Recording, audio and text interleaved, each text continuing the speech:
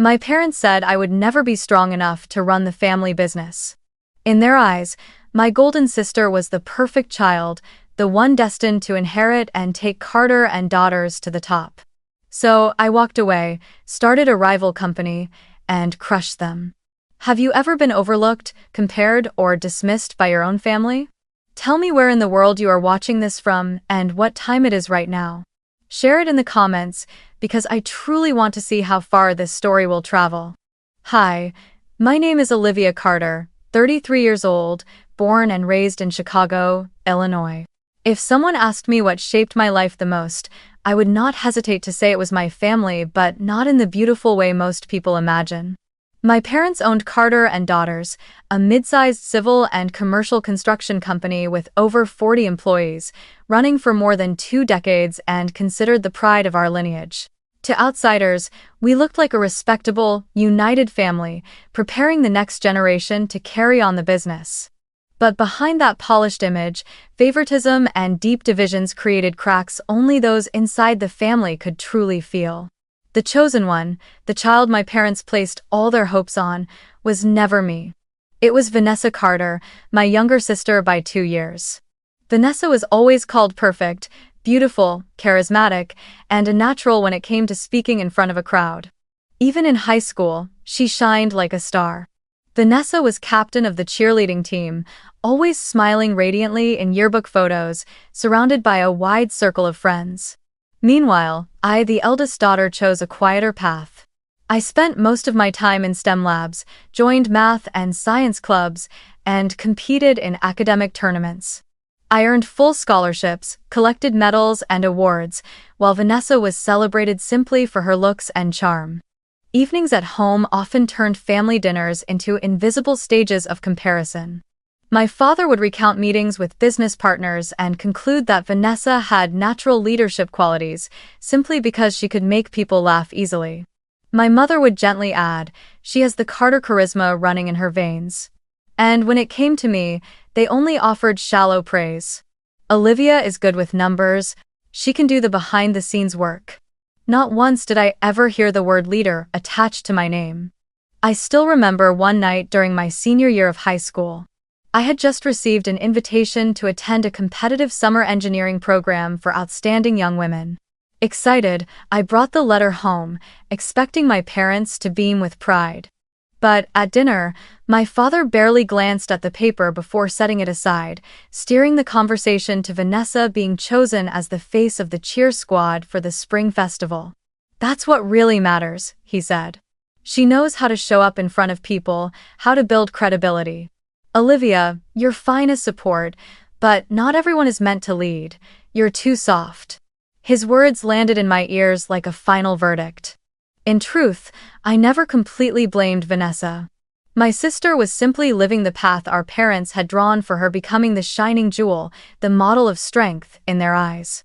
What hurt me most was knowing that no matter how hard I worked, how much I studied, or what I achieved, it was always treated as something extra, never enough to lead. I was the shadow, the one behind the scenes, the support girl, a label that clung to me throughout my youth. I graduated college with honors in project management and finance, paired with courses in construction engineering. My heart was full of hope, believing this would be my chance to finally prove myself to my family. The day I returned to Carter and Daughters, standing before the old office building with its bronze sign faded by time, I felt certain that my preparation would bring real change. I walked in with my laptop in hand, carrying a head full of ideas, streamlining processes, cutting costs, improving efficiency. Yet, from the very first days, I realized that my passion was nothing more than a small flame, surrounded and smothered by the cold walls of prejudice and stubborn tradition. The company was still running on outdated methods, with piles of paper records and cost reports, either handwritten or hastily typed into scattered Excel files. I spent countless late nights quietly analyzing every invoice and expense sheet until I uncovered the truth. We were wasting hundreds of thousands of dollars each year simply because of sloppy processes.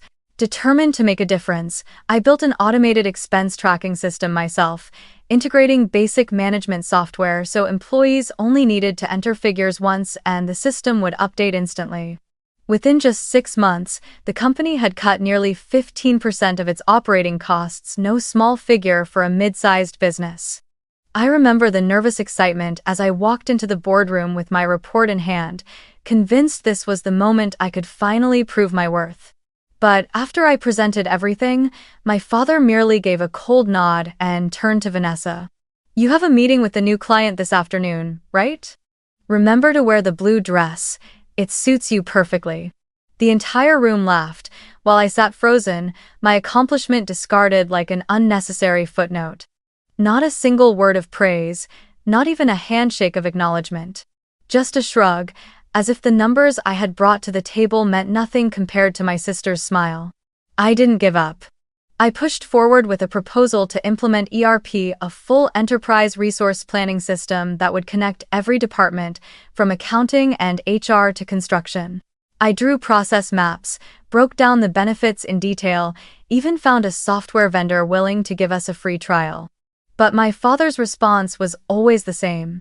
"Construction is about strength, Olivia. It doesn't live on a computer screen. Don't turn this company into a pile of complicated software." He said it with irritation, as if my ideas were nothing more than an attempt to dismantle the traditions he had worked so hard to build. While I struggled each day to modernize the company, Vanessa drifted through her responsibilities like a gentle breeze. She was often late or absent from critical meetings. Whenever I hinted that this hurt our progress, my parents instantly defended her. "She's busy networking with clients, and that's just as important." I looked around the conference room and saw colleagues' hesitant eyes. Some wanted to nod in agreement with me, but they stayed silent, knowing exactly where the real power lay. One time, during a key strategy meeting, Vanessa showed up nearly 40 minutes late. I was almost finished presenting the entire project plan, complete with cost charts and detailed timelines. The door opened, and she walked in with a radiant smile, her hair softly curled, her fitted dress drawing every pair of eyes in the room. My father immediately stopped me. "Let's wait for Vanessa to settle, then we'll continue." I sat down, and he turned to her with a proud smile. "Daughter, today you look every bit like a natural leader." With just a smile, Vanessa captured the entire room, while my week of sleepless nights was brushed aside like an assignment that held no value. Months passed, and the label support girl stuck to me tighter and tighter. I was the one behind the scenes, silently clearing the way for others to step onto the stage.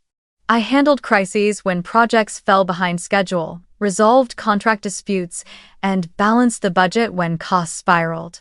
But when success came, the spotlight always shone on Vanessa. She only had to show up with a charming smile, raise a glass at company parties, and she was immediately hailed as the future of Carter and Daughters. Many nights I lay awake, wondering where I had gone wrong. I had the degree, the experience, the vision. I loved construction not just for the numbers but for the value it brought to the community, schools, hospitals, buildings where people live and work.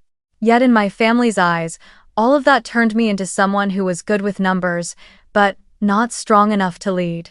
I gradually realized that in their world, strength didn't come from intelligence or persistence, but from image, dominance, and what they called authority. By that definition, I was never considered worthy. The longer it went on, the more I felt imprisoned in a role that was never mine. I was like a hidden gear in a machine, keeping everything running smoothly yet never being seen. No matter how much I turned, the spotlight always belonged to Vanessa. And in that silence of being dismissed, in that ever-thickening shadow, a small flame inside me began to spark on a night that was supposed to be a family celebration. That evening, Chicago glowed with lights as if the whole city were celebrating my father's 60th birthday. The riverside restaurant he had chosen was lavishly decorated with white roses, flickering candles, and ivory tablecloths. I walked in with a fragile hope that this might be the night my father reflected on the journey, that he would acknowledge what I had done for the company over the past 10 years. I wasn't asking for grand praise, only a nod, a mention in front of the many clients and partners watching. But I was wrong, bitterly wrong. The party buzzed with noise, guests laughing and toasting, their glasses clinking in the golden light.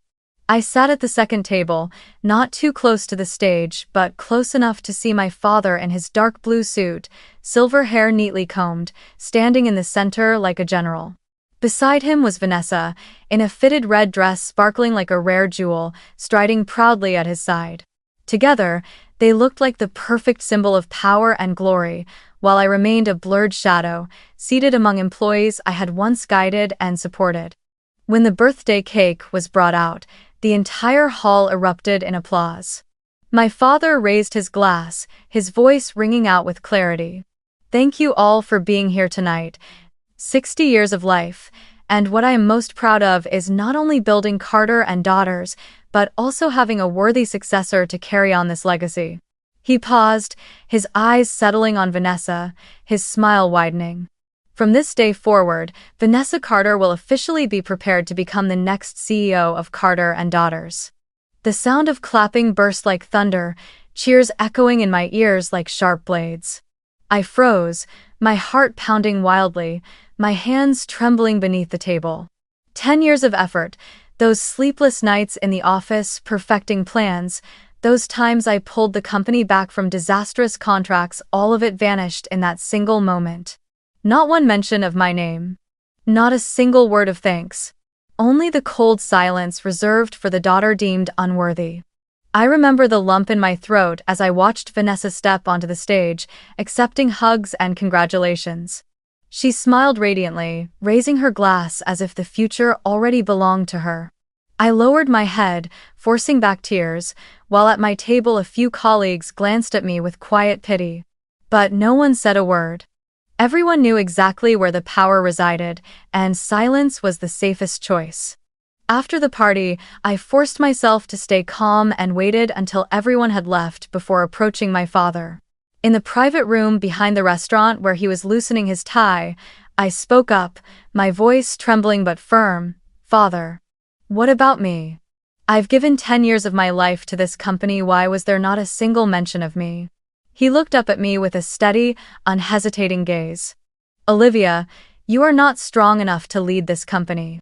You're good with numbers, good at managing details, but leadership requires presence. People need to feel strength the moment someone walks into a room. Vanessa has that. You don't." I froze.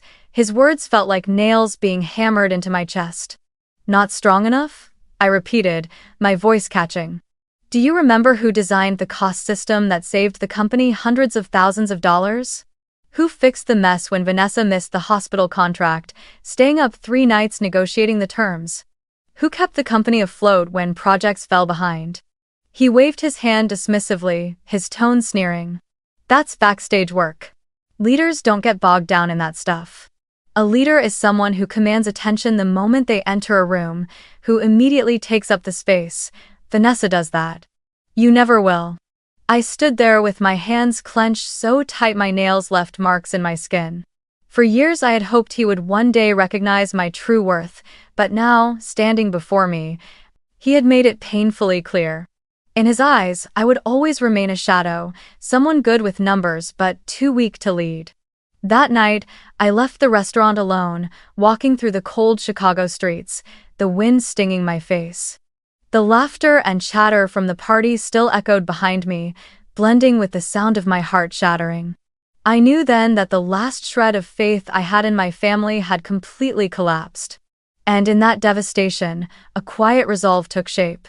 If they would never acknowledge me, then I would carve my own path to prove my worth, with the very strength they had denied me.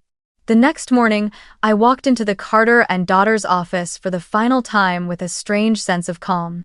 I hadn't slept a minute the night before. I had simply lain awake, staring at the ceiling, replaying my father's words over and over in my head. "You're not strong enough. You belong in the background." By the time the Chicago sky turned pink with dawn, I knew I couldn't remain in that vicious cycle another day. I could either stay, continue being the invisible foundation that propped up the company, and watch Vanessa rise on the back of my labor, or I could step out and build a summit of my own, one they could never reach. I chose the second path. I arrived earlier than usual, as had always been my habit. The receptionist looked surprised to see me carrying an envelope, but asked no questions. I walked straight into my father's office. He was sitting behind his dark wooden desk, eyes buried in the pile of paperwork. When I placed the envelope down, he looked up with a flicker of irritation. "What's this?" he asked. I drew in a deep breath, steadying my voice. "My resignation letter. I'm leaving Carter and Daughters today." The room fell into silence for a few seconds. My father stared at me as if he had just heard something absurd, then he let out a dry laugh. "Are you joking, Olivia? You've never worked anywhere else. Your entire life has been this company. Where do you think you're going to go?" I answered, each word steady and deliberate. "If I'm not strong enough to lead this company, then I will build another one stronger." With that, I turned and walked out, not waiting for his reaction. What my father didn't know was that I had been preparing for this moment for a long time. During all my years at Carter and Daughters, I had worked hard while quietly observing. I documented every process, from project management to negotiating with suppliers. I stored cost data, identifying the fatal weaknesses in his leadership. I maintained my own relationships with loyal clients, the ones who knew that when Olivia was involved, projects ran smoother. I attended industry conferences, studying modern models from the most advanced companies, especially the growing trend of digital technology in construction management. In other words, I had been quietly laying the groundwork for independence, waiting only for the right moment to step out. And that moment had finally come. The very first thing I did was go to Chicago City Hall and file the paperwork to establish my own company. I had thought long and hard about the name, and in the end, I chose Summit Construction Solutions. Summit symbolized the peak I was aiming for, not just building structures, but building a position at the very top. Solutions emphasized the philosophy I wanted to live by, not selling strength, not selling image, but selling the ability to truly solve problems. When I signed my name on the registration form, my hand trembled not from fear but from excitement. For the first time in my life, I felt completely free, no longer bound by the judgmental eyes of my family. The first office of Summit Construction Solutions was just over 500 square feet, tucked inside an old office complex on the north side of Chicago, right off the highway. Every morning when I walked in, sunlight filtered through a window pane yellowed with age. Falling onto the wall, I had repainted myself in a simple white. Inside, there were only 3 wooden desks I had bought from a liquidation store, a handful of worn swivel chairs, and a whiteboard hanging on the wall where I mapped out plans. That was all I had, aside from ambition and determination. But to me, that space was the beginning of a new journey, the place where I could build a company founded on the very values Carter and Daughters had never recognized. My first 2 employees, Miguel and Hannah, had both once worked at Carter and Daughters. Miguel was a skilled middle-aged mason of Mexican heritage, a man Vanessa had once berated harshly just for delivering the wrong batch of bricks. Hannah was a young engineer, fresh out of college, whom my father had dismissed as too inexperienced, never giving her the chance to prove herself. They came to me because they believed I would lead differently, and I did not let them down. From the very first day, I told them plainly, Summit will be built on 3 things: transparency, technology, and respect for employees. If we can hold to those 3, we will stand apart. They nodded, their eyes shining with a kind of faith I had never seen in them back when they worked under my father. To turn those words into reality, I poured nearly all of my modest capital into technology. I bought 3 tablets for the workers and installed construction management software so progress could be updated in real time. I paid for an advanced cost estimation system capable of analyzing data and projecting needs with pinpoint accuracy, even down to the number of screws required. I implemented online reporting software that allowed clients to track construction progress day by day without ever needing to call. These were the very ideas I had once proposed to Carter and Daughters, always dismissed with the same line. Construction is about strength, not computer screens. Now, those very tools became the foundation of Summit. Summit's very first project was a modest $20,000 contract, renovating the O'Donnell family's kitchen in the Chicago suburbs. Many people told me I was foolish to take on something so small, but I knew this wasn't about money, it was about proving what we could do. I personally went to the site, used software to create a 3D model of the new kitchen, and provided a cost breakdown down to the very last tile and fixture. The O'Donnells were astonished. They had never been treated with such professionalism, especially for a small-scale job. They signed the contract on the spot, their eyes filled with trust. For 3 weeks of construction, I was on site every single day. Miguel led the crew, updating progress and material status directly on his tablet. Hannah oversaw the technical details, ensuring every measurement aligned with the design. As for me, I was both manager and motivator, bringing coffee to the team in the early mornings, sitting with them to troubleshoot whenever issues arose. Not a single step was overlooked, not a single promise left unkept. When the kitchen was finally completed, every tile gleamed under the lights, every cabinet door fit seamlessly without a gap. The O'Donnell family could hardly believe their eyes.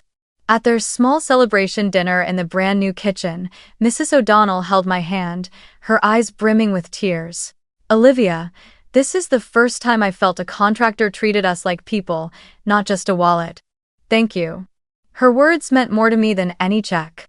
They even shared photos of the finished kitchen on social media, posting a heartfelt endorsement of Summit. Before long, that post spread across the local community. The phone in my tiny office wouldn't stop ringing calls from neighbors, their friends, even a few small business owners curious about this brand new company making waves. That night, when I returned to the office, I sat alone under the soft yellow light, staring at the whiteboard where I had written the words, Summit. Transparency, technology, respect. A powerful sense of conviction rose in me like never before. I was on the right path. We had only just begun, but the difference was already undeniable. Carter and Daughters might have history, a long-standing reputation in the industry, but they didn't have what I had planted from the very first day. The absolute trust of clients and the loyalty of employees. And I knew, from that single $20,000 kitchen renovation, Summit would climb to heights they could never reach. After the kitchen project's success, I knew I couldn't remain in the small contract cycle. If Summit was going to stand apart, I had to choose a road Carter and Daughters had never dared to take. My father always focused on residential homes, housing developments, and the occasional simple commercial project. He avoided jobs with strict standards like healthcare and education. Too much hassle, too many regulations, not worth the effort, he would say, and let opportunities pass by. But to me, that avoidance created a gap I could step into. I believed that with technology as our backbone and transparency as our method, Summit could meet the high demands most traditional companies shied away from. I threw myself into studying the construction standards for hospitals, clinics, and schools. Night after night, I read OSHA guidelines, infection control requirements, and the specialized ventilation systems needed in medical facilities. Hannah took on the research of technical codes, while I attended every workshop offered to contractors interested in bidding on public projects. Miguel reached out to friends in the trades to find workers willing to test themselves on more demanding jobs. For months, we worked relentlessly, as if preparing for the most important exam of our lives, an exam where the reward wasn't just a contract, but a new place in the industry. The opportunity came when a large private clinic in the Chicago suburbs announced plans to renovate its entire infrastructure. The contract was valued at $500,000, 25 times the size of our very first project. I knew my father would pass on it because Carter and Daughters never dared to deal with dozens of pages of technical requirements and complex inspection protocols. But for Summit, it was a golden chance. Hannah and I prepared a proposal over 200 pages long, outlining every detail. Construction timelines, certified materials, medical waste disposal procedures, and an online reporting system for the clinic's management team. Not a single detail was overlooked. On the day we presented to the board, I brought a projector, 3D models, and tablets so they could test the progress tracking software themselves. When they asked about costs, I showed them a breakdown of every dollar, along with savings we could deliver by optimizing transport and staffing. I saw their eyes light up not because I made lofty promises, but because, for the first time, they saw a contractor offering absolute transparency. 2 weeks later, my phone rang. The clinic's director said, "Olivia, we're choosing Summit. Your proposal outshined every other bid." I sat frozen for a few seconds, then burst into tears. This wasn't just our first major contract, it was the milestone that proved I had finally stepped out of my family's shadow and claimed my own place. The project lasted nearly 4 months. In the early days, we faced countless challenges: strict safety inspections, overlapping permits, and unforgiving deadlines. But thanks to our modern management system, every step was monitored in real time. Each morning, Miguel updated progress on his tablet. Each evening, Hannah sent automated reports to the clinic. I personally met with the management team every week, showing them that we were running 2 weeks ahead of schedule. And when the project wrapped, the final numbers stunned everyone. We not only delivered early, but we also saved 10% of the projected budget. At the clinic's grand reopening, the director took my hand in front of staff and patients and declared, "Summit works like it belongs in the 21st century, while so many other companies are still stuck in the last." I knew he was pointing at Carter and Daughters, who had also bid but were eliminated in the very first round. His words spread quickly through the community, becoming the most valuable advertisement I could ever ask for, a testimonial from a tough client who was completely satisfied. After that success, the phone in my office almost never stopped ringing. Schools, health centers, even a small suburban hospital reached out to inquire. They weren't just looking for a contractor, they wanted a partner who understood responsibility, who offered transparency in every expense, and who could meet the highest standards. Summit, once an unknown name, was suddenly becoming the top choice in the very field my father had always avoided. After the clinic project's resounding success, I knew Summit couldn't stop there. To grow sustainably, we had to break deeper into the market that had long been Carter and Daughters' bread and butter, the longtime clients I had personally served while working for my family. These were manufacturers, retail chains, and office building managers across Chicago and the surrounding areas. I knew each of them well, their worries, their frustrations, because for 12 years I had been the one behind the scenes preparing reports, answering midnight phone calls, and fixing problems when projects went off track. Carter and Daughters had earned their contracts partly because of its long history, but keeping them satisfied was largely the result of my invisible labor. And now, standing on my own, I was ready to knock on their doors again, but this time as a true leader. The first client I targeted was Lakeshore Properties, a company managing 3 large apartment complexes on Chicago's North Side.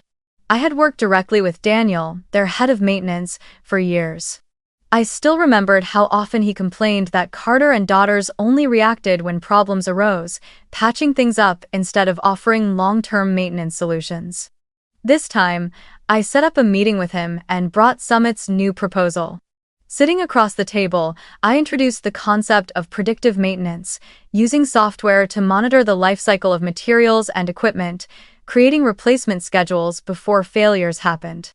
I opened my laptop and showed him a transparent dashboard clients could access anytime, displaying everything from labor hours to material consumption in real time.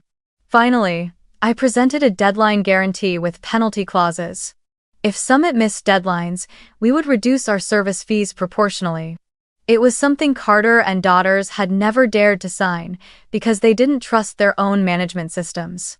Daniel studied me for a long moment, then nodded. "Olivia, you really are working like you belong in the 21st century. We want to try a contract with Summit." I'll leave. Within just a few months, Lakeshore Properties officially terminated its contract with Carter and Daughters, a deal that had once brought my family's company over $300,000 a year. Word spread quickly through the industry. Competitors, subcontractors, even workers in the trades began to whisper. Carter and Daughters was losing clients, while Summit was on the rise. I didn't stop there. I reached out to Northline Manufacturing, a mechanical parts company I had once saved from a disastrous delay. I reminded them of that night when I stayed up calculating a new delivery schedule so they could meet their deadline. This time, I didn't just promise with words, I showed them an online tracking system where they could see the project's progress every single day. After only 2 meetings, they signed a new contract with Summit worth $400,000 annually. One by one, familiar clients left Carter and Daughters and came to me. Not because I was cheaper, in fact, my prices were often equal to or higher than theirs, but because I offered what they had long craved: transparency, certainty, and the feeling of being respected. I turned every contract into a clear commitment, not just a handshake and a few faded papers. And clients, exhausted by my father and Vanessa's outdated way of doing business, quickly saw the difference. Meanwhile, at Carter and Daughters, things were falling apart. Friends who still worked there told me the office had grown tense, meetings filled with shouting matches. Vanessa often showed up late, left early, and when employees complained, she just smirked. "I have more important things to do." My father continued to cover for her, insisting, "She's working on client relationships." But what clients? When every single contract was slipping into my hands. One afternoon, I happened to run into Mr. Miller, a man who had been a loyal Carter and Daughters client for more than a decade at a construction association event. He clapped me on the shoulder and said with a smile, "Olivia, I switched over to working with Summit just last month. Honestly, it was the smartest decision our company has made in years. Your detailed reports and professionalism make it impossible for us to go back to the old way of doing things." Carter and Daughters. They're still stuck in the last century. Hearing that, I felt both pride and bitterness. Pride that my efforts were finally being recognized. Bitterness that these words could have been mine years ago, if only my father had ever acknowledged my true worth. But he never did. Even as the company began losing major clients and revenue plummeted, my father refused to admit his mistakes. He clung to the illusion that Vanessa just needed more time to prove herself. He still told everyone that Summit was nothing more than one of my impulsive whims, that soon I would fail and come crawling back for forgiveness. But numbers don't lie, and the day was fast approaching when I would force him to face that truth. One late afternoon in March, as I was meeting with Hannah and Miguel in the small conference room of our new Summit office, the receptionist knocked on the door, her voice trembling. "Olivia, there's a man here asking to see you. He says he's your father." I froze, my heart pounding, then nodded. "Let him in." The door swung open, and my father stepped inside, once a towering figure, now looking gaunt, his silver hair disheveled, his face flushed with anger. He didn't bother greeting anyone. He just stared at me, his eyes blazing. "You really are a traitor. You're tearing apart your own family's company." I took a deep breath and rose from my chair. "Father, please sit." He refused at first, standing rigidly with his fists clenched. I gestured for Miguel and Hannah to leave the room, then slowly pulled out the chair across from me. "If you want to talk, then let's talk openly." After a few seconds, he dropped heavily into the chair, his eyes still burning as if they could set me on fire. "You stole my clients. You lured away my people. You've done everything you can to destroy Carter and Daughters. Do you think that makes you proud?" I opened my laptop, turned the screen toward him, and spoke calmly. "You call it betrayal, I call it fair competition. And here are the facts." I clicked, and charts appeared. In the past 2 years, Carter and Daughters' revenue has fallen 40%. Profit margins once at 10% are now down to 2%. Loyal clients, those who stayed for more than a decade, have left at a rate of 70%. I paused, locking eyes with him. "You can deny me, but you cannot deny the numbers." His face shifted, but he still tried to cling to an excuse. "This is all because of you. You stole clients, you played dirty behind my back." I gave a cold, thin smile. If Summit weren't better, they never would have left Carter and Daughters. Do you want to know why they chose me? I clicked to the next slide, revealing Summit's figures. In the same period, Summit grew 300%. Our profit margin is 20%.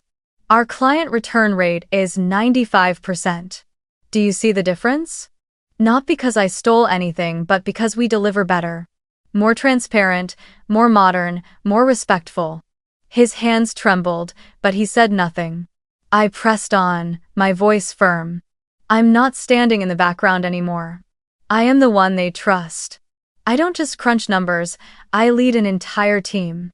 And the most important part is this. I did it without your favoritism, without your hand propping me up. I earned it all on my own. He suddenly shot to his feet, his voice sharp and cutting.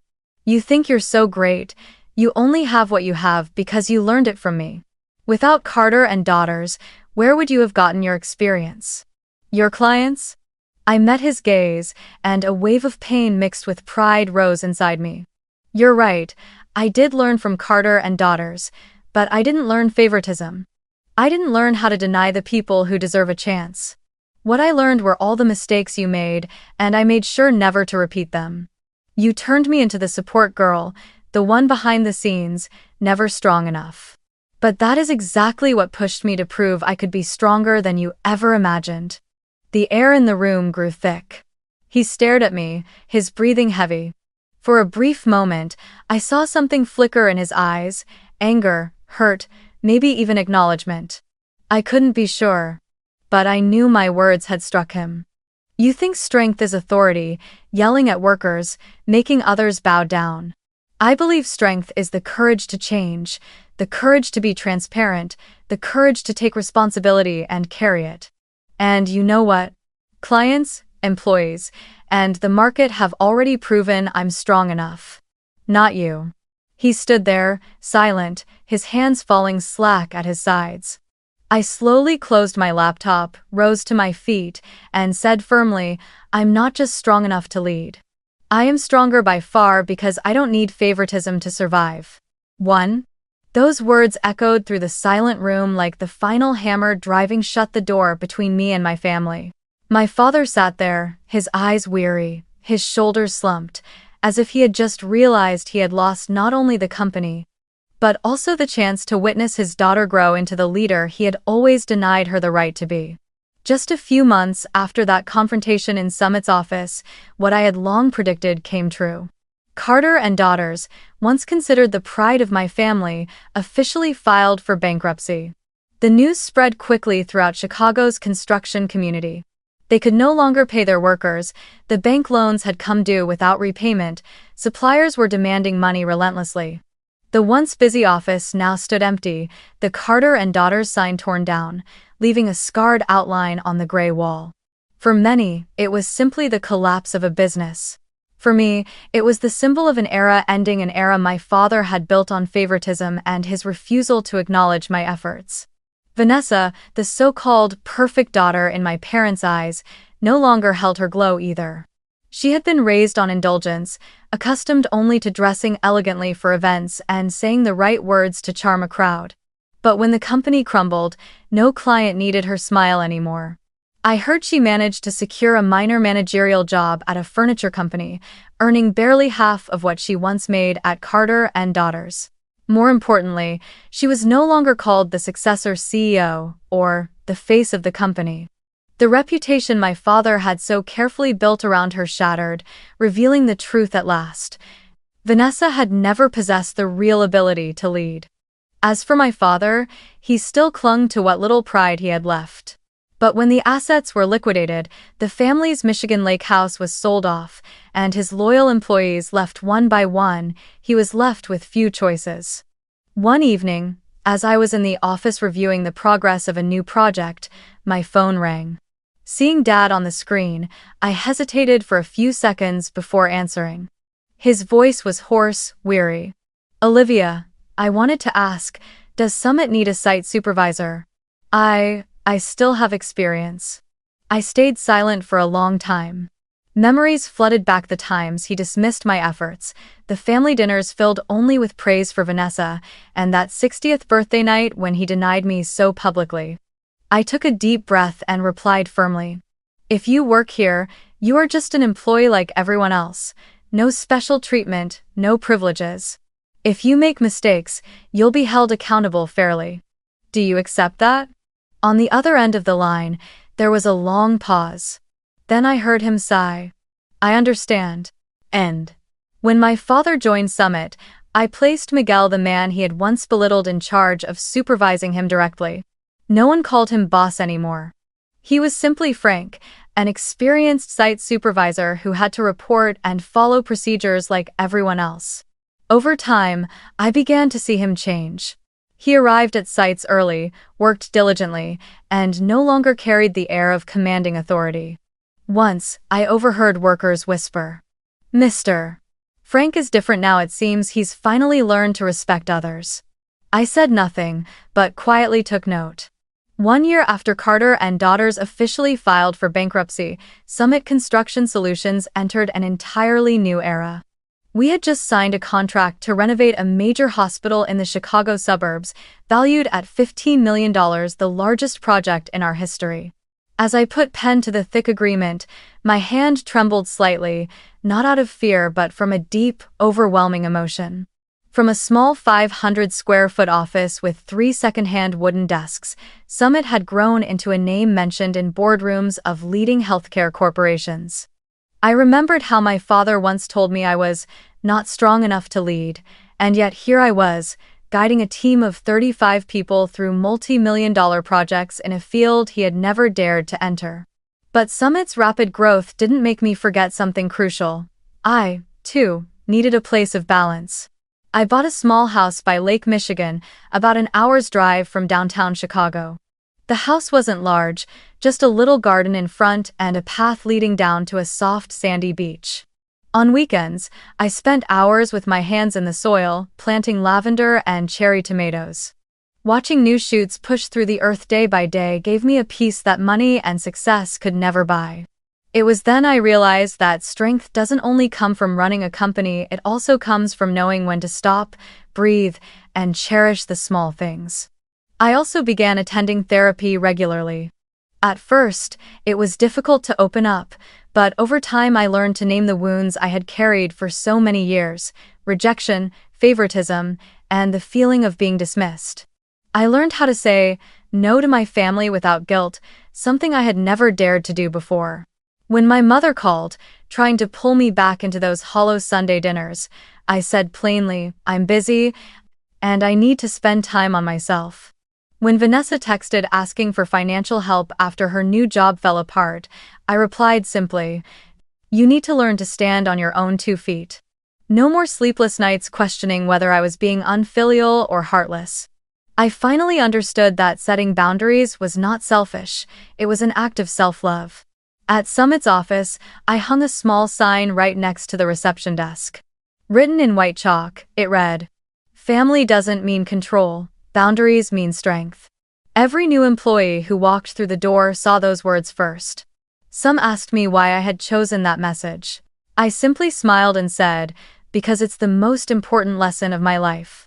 We can't choose our family, but we can choose not to let them control us." Many clients noticed the sign too. Some even took photos and posted them online, saying it reminded them of their own stories. I never shared my past, but deep down I knew the message wasn't just for me, it was for anyone who had ever been trapped under the weight of blind expectations. My family had changed too, or more accurately, they were forced to. At the rare gatherings we had, no one mentioned Vanessa as a star anymore. Instead, they looked at me, asked about Summit, about my thoughts on green building trends or the new hospital contract. The uncomfortable silence that used to hang in the air had turned into a quiet acknowledgement, even if no one said it out loud. My father still worked at Summit, but now he came to the construction sites in a reflective vest and hard hat like everyone else, and in front of employees he called me boss. Sometimes I caught him standing alone, staring up at the Summit sign with a distant look in his eyes, but when he noticed me watching, he would simply nod. I knew then it was his way of admitting the truth. Late, but sincere. On weekend nights, when I locked the office after a long day, I often paused for a few minutes, looking at the whiteboard where I once scribbled my very first plans. I remember the version of myself 10 years ago, the girl dismissed as the support girl, the one buried in paperwork, told she was too weak to lead. And then I look around, the spacious office, the dedicated employees, the multi-million-dollar projects waiting in the pipeline. I smile. I have come a long way, from the shadows of rejection to the light of self-definition.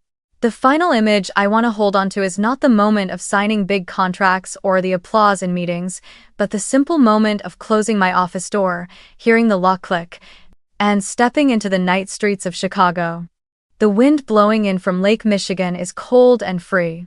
I know now that from this day forward, I never need to prove I am strong enough for anyone else. I have rewritten the definition of strength. It is intelligence, it is perseverance, and most of all, it is the courage to set boundaries to protect yourself. I am no longer the weak daughter. I am Olivia Carter, and I have become the leader of my own life. If there is one message I want to leave with anyone listening to my story, it is this.